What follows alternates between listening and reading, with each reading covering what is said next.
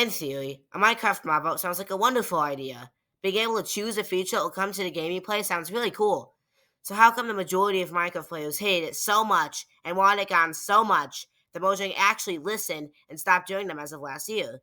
Well, I think there's a variety of contributing factors that led to this happening, but above all else, one mistake Mojang made, just one, is what I believe caused the Minecraft mob vote to fail. And in this video, I'm going to explain why. First, I want to go over some small things that didn't inherently cause the mob up to fail, but did hurt it. Starting with, I feel like it was a little hard to vote for some people because in Bedrock Edition you had to enter this server to vote, and for people with kind of bad internet, it might because I think I have heard people complain about how it was kind of annoying for them to get on the server and vote. Also, for people who played Java, there was this website they had to get to, which could have been kind of hard. It was a little hard for some people to access what they needed to actually vote for the mobs. And especially if they didn't have internet, or if they played Twitch, you don't have Nintendo Online, then it could have been kind of hard to access the server, access the website they needed to actually vote. Well, most people didn't have this problem. There are some people that found it kind of hard to actually access the vote and actually vote for the mob they wanted to, which I do think hurt it just a little bit. Another thing I feel hurt the mob vote, although not every mob vote had this, there were a couple, primarily the Wild Update mob vote, where the winner was kind of obvious. Between the glare, which was basically just a way to figure out if an area was going to force mobs to spawn, I can't figure that out on my own, and the Copper Golem, which just pushed buttons, the delay was easily the best option. Although Relay was honestly kind of a boy invented mob and nobody really uses it, of the mobs we had to choose from, DLA was the best mob. And it was very easily the best too. So that took away some of the climactic, some of the suspense of it, knowing that DLA was basically going to win. The Sniffer mob vote was also like this. The Sniffer was easily the best choice, at least with what they told us the mobs would be like. The Sniffer was the best choice for the 1.20 mob vote. Because between the Tough Golem, which was basically just moving item frame, and the Rascal, which for all we knew was going to give us iron pickaxes for playing antique with it, the Sniffer did seem like the best choice, and it was pretty obviously going to win, which also took some suspense from that mob vote. Now, although those both were contributing factors to the Minecraft mob vote failing, they won't actually cause it to fail. Because as I said earlier, there was one main reason why the Minecraft mob vote actually failed, and I think that reason was just the lack of communication Mojang actually gave us as to what each mob would do. Because let's take the mob vote with a glow squid one, for instance, because they did not tell us that the glow squid was going to not glow. They actually, in the video describing what the glow squid was going to do, they described it as a glowing mob underwater. So everybody thought the glow squid would glow, which would have been very cool. Having a glowing mob underwater would have made seeing underwater easier. It would have also been a really cool ambient effect. And for all we knew, they didn't really describe what drops would do. For all we knew, it could have dropped something that could have maybe helped us make a flashlight or something. So, of course, the glow squid was going to seem like a good option. I still feel like the Isology really should have won the mob vote, but I can see. But the main reason so many people voted for the glow squid and caused it to win was under the misconception it would glow, which didn't actually happen. Also, they didn't really tell us what the Isology would drop, so for all we knew, it would just become another Phantom, which I have to get into that before. So, but yeah, for all we knew, it could have been another Phantom, and the Mood Bloom, they didn't really say what that would be used for, and it just kind of seemed like a kind of a suggestion. So, of course, the glow squid was going to win, but it was under kind of false pretenses, and we also didn't know what two of the other mobs would even really be used for. So, yeah, that's why the glow squid made me mad. And don't even get me started on a mob with a Phantom one, because we didn't know really anything about those mobs. I still think the Phantom was a better choice between that mob that pulled you underwater, would have pulled you underwater, but we knew almost nothing about those mobs. We knew that one of them would pull you underwater.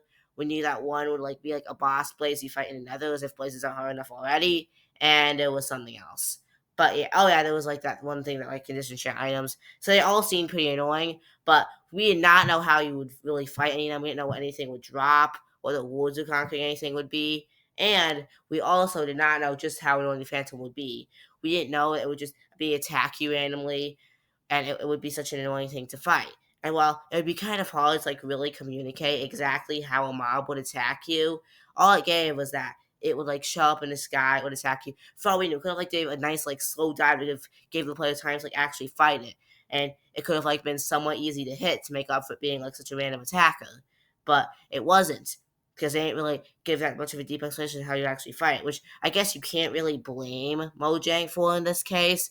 But still, it is what caused the Phantom to become so to the Marvel to have such bad results. And they could have explained more like what the other mobs could have dropped because like they didn't.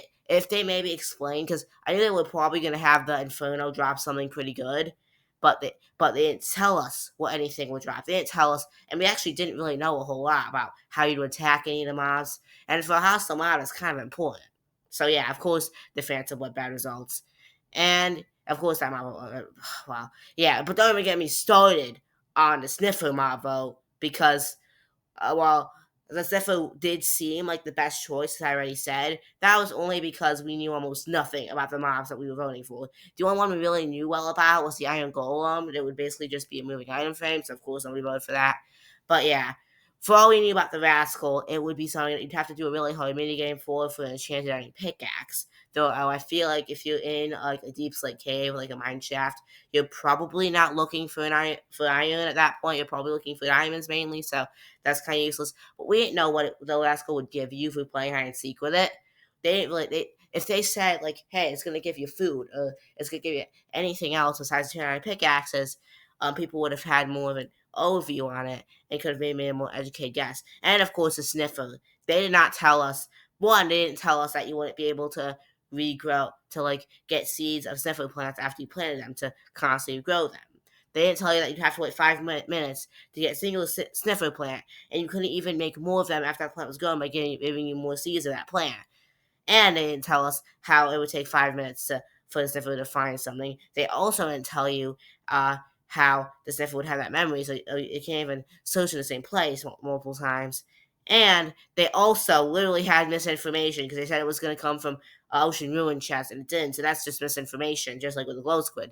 So yeah, of course, because if we knew how to sniffer, but like I made a video myself talking about how underwhelming the sniffer was, but of course everybody voted for it because for all we knew, I could have given like actually useful plants, like although they did technically say it would be effective plants, we didn't know. We thought that we could regrow them. We didn't think that we'd only be able to grow one for every. So we didn't know we'd be able to get seeds after growing them to grow more, which I think is a really important reason why the stuff is bad. Because like once you grow a Zephyr plant, you can't grow any more after that. Like you don't get any seeds after growing a Zephyr plant to like grow anymore. And although they did say the Zephyr plants would be decorative, we didn't know um, that for sure. For all we knew, they could have given like some new like effects that could have been helpful. They could have had some, and we didn't know how many plants it would give. So of course everyone was going to vote for the Sniffer because we thought it could have done some really cool things. Not what it actually ended up doing, which was almost nothing.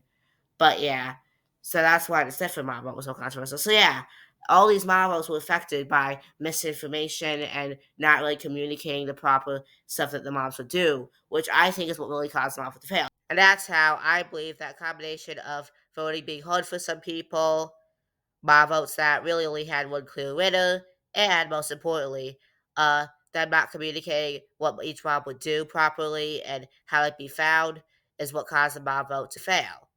Now, if you agree with my opinion or not, leave a comment. I'd like to know what you guys think.